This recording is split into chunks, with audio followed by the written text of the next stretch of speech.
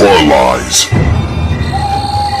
Hey guys, Rob from Georgia here with you. I'm your Wednesday night host at BodyBags, and it is week 333. And to continue a theme, I guess, for Monday as a fill-in, the notion of cashing in on the Jaws phenomena. Of course, we're looking at 1978.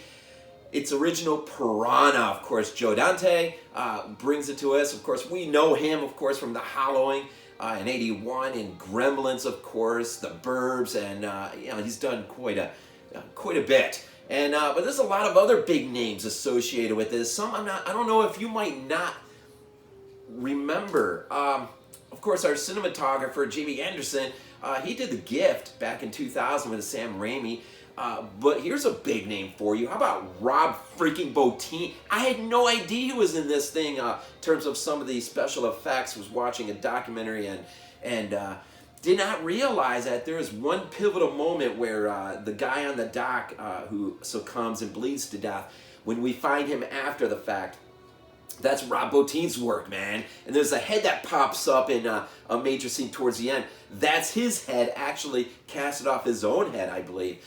Which is, it was supposed to be another scene altogether, but he wasn't able to do it, or it wasn't put into the final cut of the film. So Rob Bottin, Chris Wallace, there's a big name, man. When I was a kid, you saw his name in Fango all the freaking time. And of course, we know him from doing some of the special effects on Cronenberg's The Fly remake, but then he would go on to direct the follow-up to that film, and so, he would get into the act of directing as well. John Bear's special effects, visual effects, the whole Star Wars trilogy, the main trilogy, New Hope, Empire, and Return. Composer Pino Donago, I think that's how you say his name. Don't Look Now, Carrie, Tourist Trap, The Black Cat, Fulci's 1981 film. So you got a collection, and let's not forget the executive freaking producer, Roger freaking Corman, man.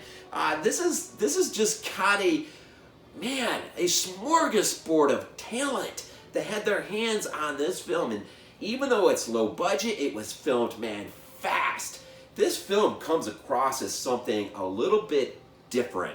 Now, I have to throw a huge shout out to James D. Cox, our fearless president and leader, for sending me the Steelbook Scream Factory copy of Piranha, which has a whole bunch of extras thrown in, which I've already delved in, including commentary by Joe Dante, and Corman has a commentary track on here. Some documentaries, the things that I love most, radio spots, man, because when I was a kid, that's where you got a lot.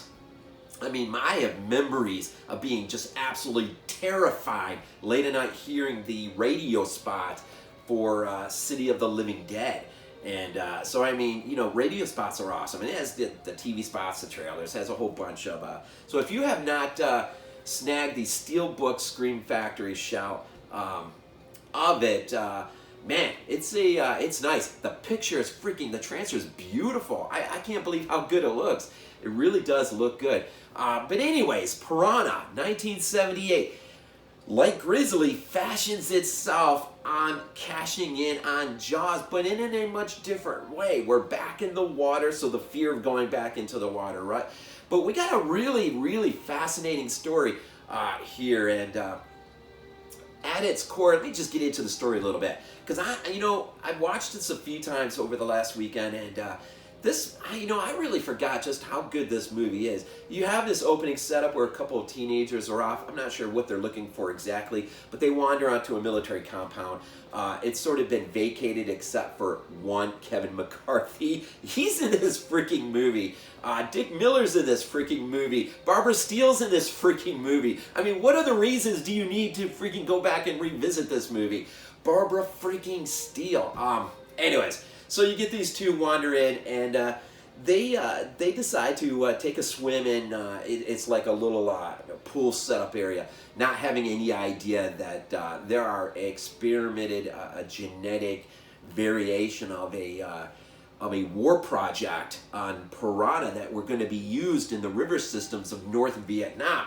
And you get into a little bit of the backdrop that Kevin McCarthy's character gives us.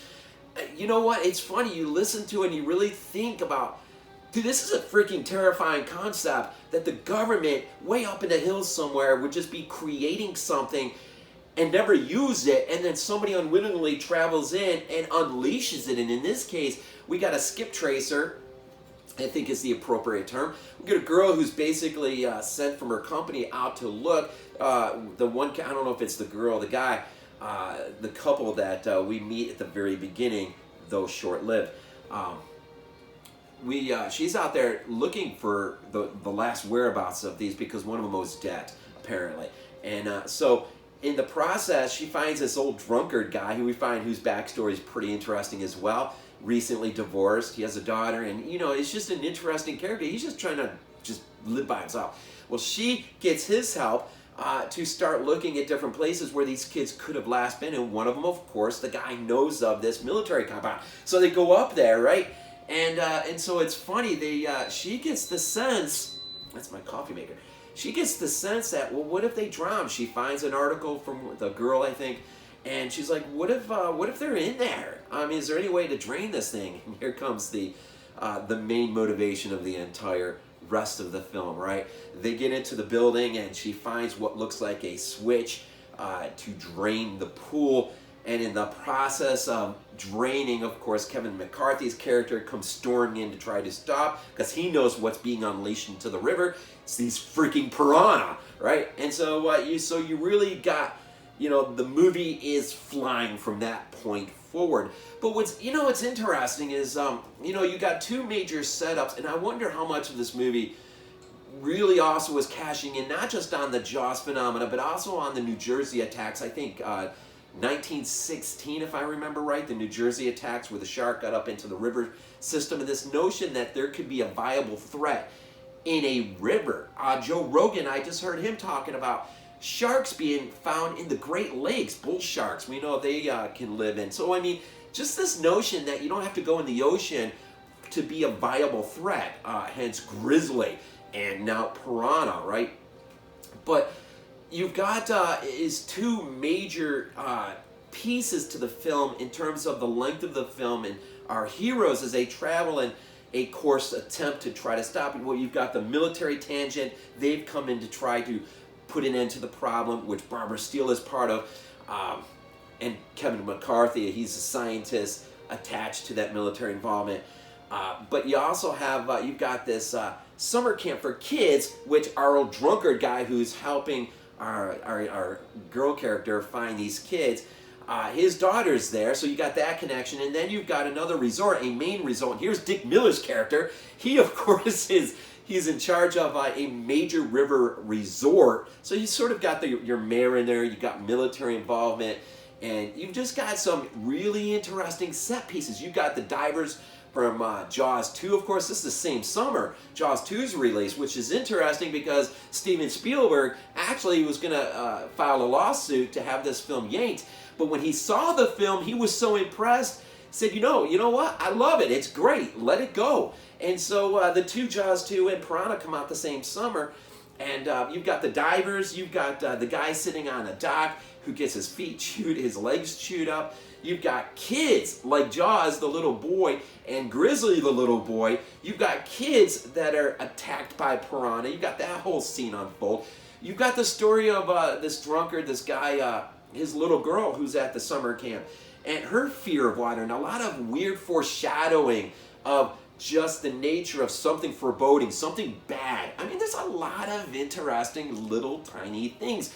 If you just really, really pay attention to this movie, it's really fascinating. And of course, the final climactic moments in the end involve the resort and a few cliche lines, especially given by Dick Miller. But there's a scene where Dick Miller is lost in the chaos of what has happened, and you got the reporter there that's filming, and man, he goes off, but he's like, he just can't believe this has actually happened. Like, he's trusted the military, he's trusted this notion that you've got these this thing going on and that he's cashing in. But his character almost seems a little bit more complex than what you would suspect. It's just interesting. There's a lot of things going on in this movie that I find maybe the most fascinating is just this whole North Vietnam experiment to unleash this fish in the war. in order to, control the river systems. That is on its own interesting. And then you've got the fish that are being kept in salt water, and of course they're racing up the river systems, trying to make their way to the open ocean. And you've got that threat that if they ever get into the open ocean, then you're never going to get a hold on the problem. So, I mean, there's a lot of interesting things going on here that are really fascinating. You got a collection of awesome characters. You've got, man, Roger Corman at the helm in terms of being executive producer. You got an up-and-coming great young director who really did a phenomenal job on this film, being in Joe Dante.